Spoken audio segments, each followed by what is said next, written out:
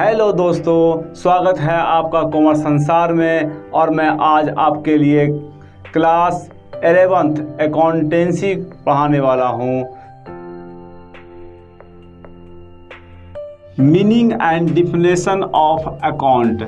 Accounting is an art, एक कला है। टू रिकॉर्ड द ट्रांजैक्शन, लेन देन को लिखने की एक कला है। इन द मनी टर्म्स, जितने भी लेन देन होंगे सभी के सभी मॉनेटरी टर्म्स होंगे, में से मुद्रा के रूप में होंगे, ना कि केजी टांस वगैरह में मुझे लिखा जाएगा, बल्कि हर हाल में उसको हम मनी में चेंज करेंगे, तब हम उसका रिकॉर्डिंग करेंगे। टू क्लासीफाई, ये वर्गीकृत करता है। Summarising and interpreting the results thereof, और उसके बाद रिजल्ट दिया करता है। इसे ही हम अकाउंट्स कहेंगे। आइए इसके ऑब्जेक्टिव्स के बारे में बात करते हैं। Important objectives of accounting. तो हमारा पहला जो उद्देश्य है, to maintain records of a business. Business का रिकॉर्ड मेंटेन करना है, जिनसे रिकॉर्ड रखना है। दूसरा जो हमारा उद्देश्य है, कैलकुलेशन ऑफ प्रॉफिट और लॉस। बिजनेस करने का उद्देश्य, मकसद तो यही होता है कि हम बिजनेस से क्या फ़ायदा क्या नुकसान हुआ उसको ज्ञात करना। तो हमें जो है साल के दौरान, साल के अंत में हम प्रॉफिट एंड लॉस अकाउंट बनाते हैं और ये मालूम करते हैं कि बिजनेस को रन करने से क्या फ़ायदा क्या नुकसान हुआ। तो दूसरा उद्देश्य हमारा पूरा हुआ। तीसरा, शोइंग ऑफ फाइनेंशियल पोजीशन। अपने फाइनेंशियल पोजीशन को जानना कि क्या हमारा आर्थिक स्थिति है। To make information available to various groups and users. लोगों को, ग्रुप्स को, समूह को जो है हमें एक इंफॉर्मेशन देना है कि हमारे पास क्या आर्थिक स्थिति है। आइए अब हम बात करते हैं टाइप्स ऑफ अकाउंट्स। अकाउंट्स को A/C इस तरह शॉर्ट में लिखेंगे। और अकाउंट्स जो है दो प्रकार के होते हैं। पर्सनल अकाउंट मीन्स व्यक्तिगत खाता, जैसे राम, मोहन, सोहन, ये जो व्यक्ति है हमारा, ये पर्सनल अकाउंट कहलाएगा। जितने भी पर्सन हैं ये पर्सनल अकाउंट के अंतर्गत आएगा। और साथ में इसके दो और नाम शामिल होगा, बैंक और कंपनी। तो बैंक और कंपनी को भी एज ए पर्सन इसको ट्रीट करेंगे, ये आर्टिफिशियल पर्सन कहलाएगा। और उसके साथ दूसरा जो है हमारा इम्पर्सनल अकाउंट, जो वो व्यक्तिगत खाता कहलाएगा। मीन्स यहाँ पर्सन नहीं होगा, तो यहाँ इसको दो कैटेगरी में बांटा गया है। एक का नाम है रियल अकाउंट, मीन्स वास्तविक खाता। वास्तविक खाता उस खाते में कहेंगे जिसमें हम टच एंड वॉच शामिल हो। ऐसा चीज़ जिसे हम देख सकते हो, छू सकते हो, मीन्स टच कर सकते हो, वॉच कर सकते हो, वो हमारा जो है रियल अकाउंट होगा। जैसे टेबल, टूल्स, प्लांट, मशीनरी, इसी तरह से जो भी एसेट्स है, all assets are touchable and watchable, इसलिए वो रियल अकाउंट होगा। और नॉमिनल अकाउंट मीन्स नाम मात्र खाता, ऐसा अकाउंट जिसे हम सिर्फ फील कर सकते हैं, यानी यहाँ फीलिंग होगा। जैसे एक्सपेंस, खर्च हो जाए तो हम महसूस कर सकते हैं कि हमारे से खर्च हो गया, 1 लाख 2 लाख खर्च हो गया, तो ये एक्सपेंस। लॉस, प्रॉफिट, इनकम, इस तरह से कुछ ऐसे चीज़ें हैं जो खर्च हो जाए। इनकम दिखाने की चीज़ नहीं है, ये महसूस की जाती है कि हाँ हमारा इतना इनकम हुआ, प्रॉफिट हुआ, लॉस हुआ। तो इस तरह से हम ये कह सकते हैं जहाँ फीलिंग वाला मामला हो वो हमारा नॉमिनल अकाउंट होगा। जहाँ पे टच एंड वॉच हो वो हमारा रियल अकाउंट। और जहाँ पर्सन हो मीन्स राम, मोहन, सोहन वगैरह, तो हमारा वो पर्सनल अकाउंट होगा। साथ में दो और नाम जुटेगा, बैंक अकाउंट और कंपनी अकाउंट। ये बैंक और कंपनी भी हमारा आर्टिफिशियल पर्सन के रूप में काम करेगा, इसे भी हम पर्सनल अकाउंट के अंतर्गत रखेंगे। तो उम्मीद करते हैं कि टाइप्स ऑफ अकाउंट्स क्लियर हो गया होगा।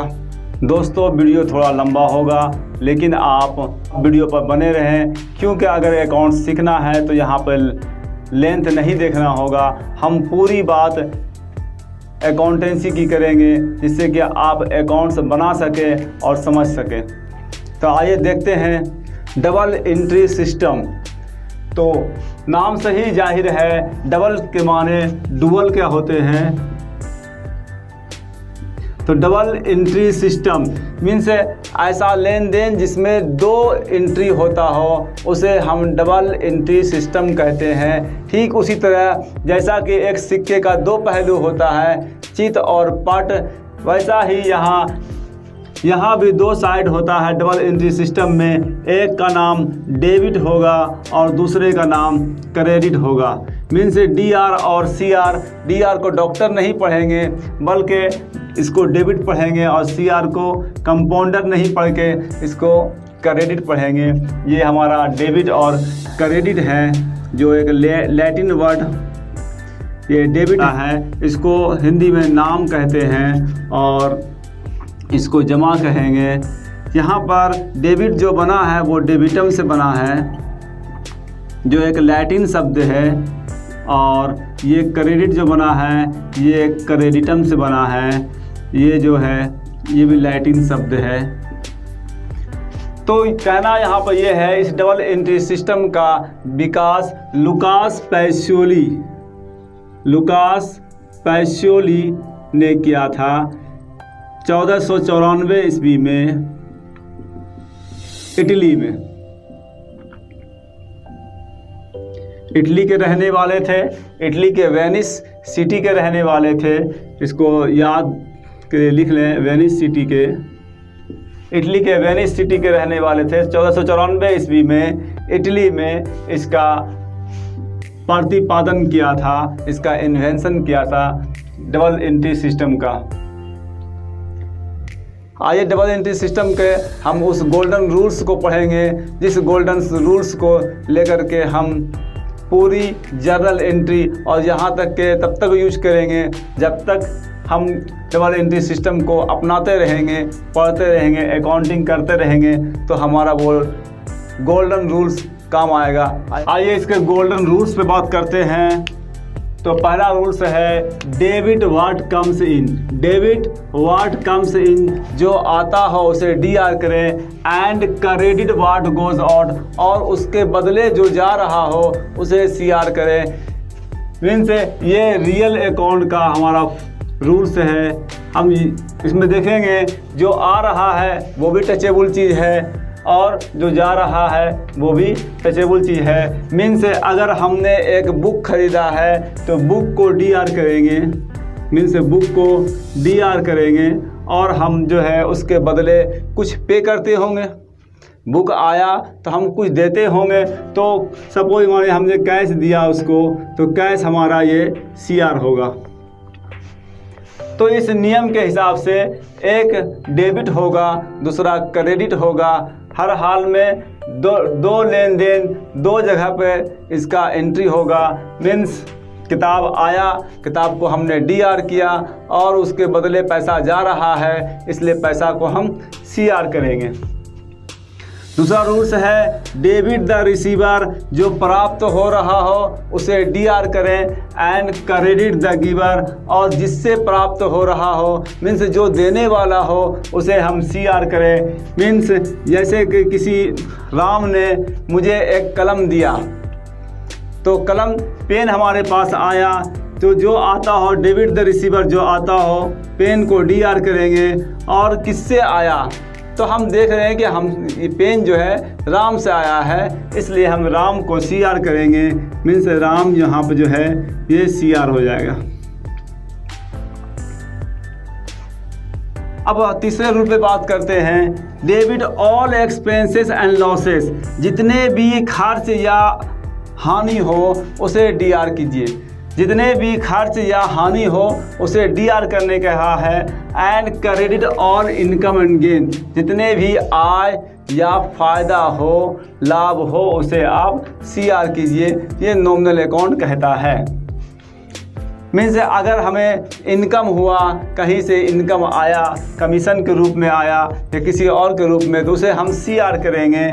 कहा कि इनकम को CR कीजिए, तो हम यहाँ मेरे पास क्या आया, कैश आया, कैश को DR करेंगे, और हमें कमीशन के रूप में आया इसलिए हम कमीशन को CR करेंगे।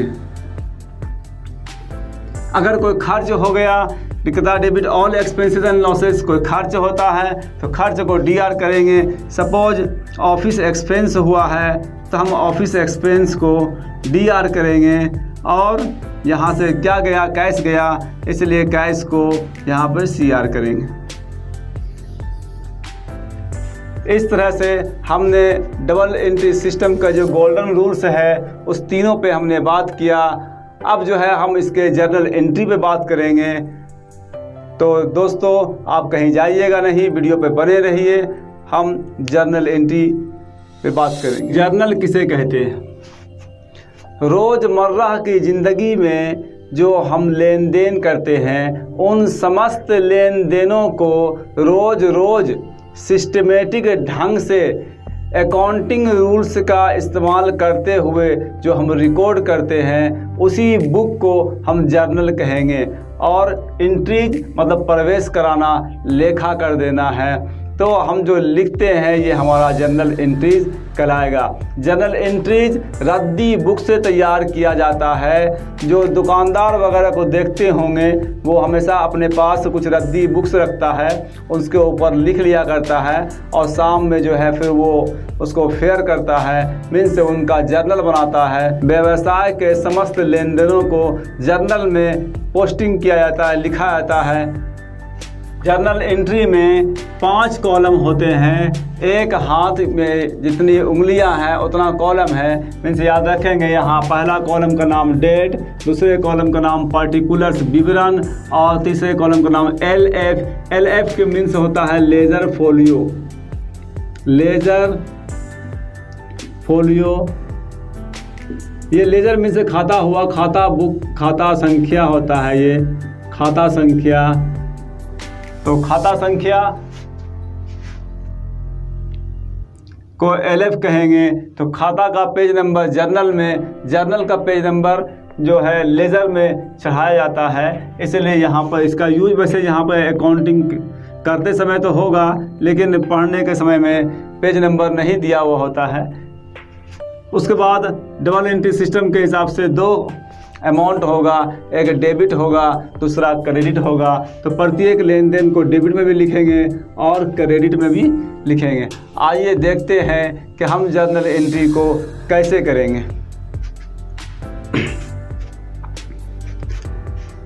तो आइए दोस्तों, अब हम कुछ जर्नल एंट्री सीखेंगे। हमारे पास क्वेश्चन है जर्नलाइज द ट्रांजैक्शन, मतलब जो लेन देन दिए गए हैं उसको जर्नलाइज कीजिए, जर्नल एंट्री कीजिए। और पहला क्वेश्चन है started business with capital 1 lakh rupees. 1 lakh रुपये से बिजनेस शुरू किया तो एंट्री क्या होगा? यहाँ पे फर्स्ट नंबर है, नंबरिंग यूज किया गया है डेट में, तो नंबरिंग यूज करेंगे। अगर डेट यूज किया होगा तो हम डेट यूज करेंगे। तो पहला एंट्री है started business with capital 1 lakh rupees. 1 lakh रुपये से बिजनेस शुरू किया गया है, तो हमारे बिजनेस में क्या आया? तो हम देखेंगे कि हमारे बिजनेस में कैश आया, इसलिए लिखेंगे कैश अकाउंट DR। लिखने का ये तरीका होगा, खींच के यहाँ तक DR लेकर आएंगे, और ये जो है पहला जो रुपया हम इन्वेस्ट करते हैं बिजनेस में, लगाते हैं, वो हमारा कैपिटल बन जाता है। यही हमारा पूंजी होता है, इसे हम कैपिटल कहेंगे। कैपिटल अकाउंट, कैपिटल मीन्स पूंजी। तो 1 लाख यहाँ DR में, ठीक DR के सामने वाले रो कॉलम और अमाउंट कॉलम दोनों में हम बराबर वाला चलेंगे। यहाँ 1 लाख, और यहाँ देखेंगे कि ये नीचे वाला है कैपिटल, 1 लाइन ठीक नीचे है, तो यहाँ भी हम 1 लाइन नीचे करके अमाउंट लिखेंगे। लिखने के बाद हम बिंग लगाएंगे और यहाँ पर नरेशन को पूरा उतार देंगे। Started business with capital 1 lakh rupees. Started business with capital ये यहाँ तक हम लिखेंगे। तो ये हमारा एक एंट्री पूरा हो गया। दूसरा एंट्री है deposited into bank. Deposited into bank 80,000 रुपया बैंक में जमा किया है। तो हमारे पास बैंक आया, क्या आया? बैंक आया। हमने बैंक में जमा किया, इसलिए बैंक अकाउंट DR। और गया क्या? तो गया हमारे से कैश, इसलिए जो जाता हो उसे CR करें। हमेशा आने वाले को DR, जाने वाले को CR करेंगे। बैंक आया, bank account DR to cash account, cash चला गया 80,000 रुपया। बिंग लगा करके पूरा नरेशन को उतार देंगे। डिपॉजिटेड इनटू बैंक, बैंक में जमा किया। तीसरा एंट्री इसी तरह से होगा, परचेज गुड्स फॉर कैश 20,000, 20,000 रुपये का हमने नगद माल खरीदा है। तो हमारे पास माल आया है, जब माल आएगा तो हम परचेज करेंगे, लिखेंगे यहाँ परचेज अकाउंट DR। और गया क्या?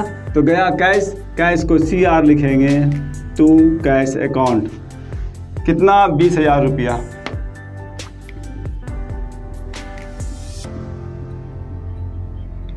बिंग लगाएंगे और नरेशन को पूरा देख करके उतार देंगे। परचेज गुड्स फॉर कैश ये लिखेंगे।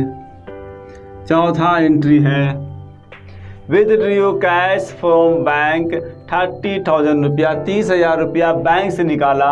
तो जब भी बैंक से निकालेंगे या फिर बिजनेस से किसी भी जगह से हम निकालेंगे तो निकालने के क्रम में हम ड्राइंग वर्ड का इस्तेमाल करेंगे, ड्राइंग अकाउंट DR। और बैंक से निकालेंगे तो CR में बैंक का नाम देंगे। कैश निकालेंगे तो कैश लिखेंगे। अगर हम माल निकालेंगे तो माल लिखेंगे। तो यहाँ पर बैंक से निकाला इसलिए CR में बैंक का आया 30,000 रुपया।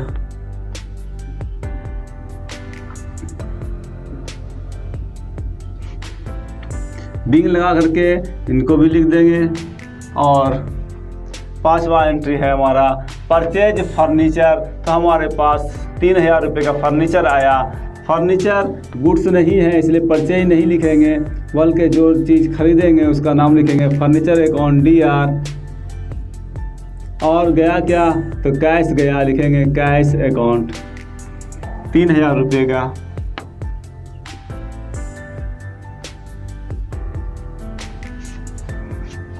और बिंग लगा के लिख देंगे परचेज फर्नीचर फॉर कैश। छठा एंट्री है इसका पेड टू राम। राम को दिया 6,000 रुपया। हमारे पास कौन आया? राम आया, इसलिए राम को DR करेंगे। जो आता हो उसे DR करें, राम अकाउंट DR। और क्या गया? कैश गया टू कैश अकाउंट 6,000 रुपया।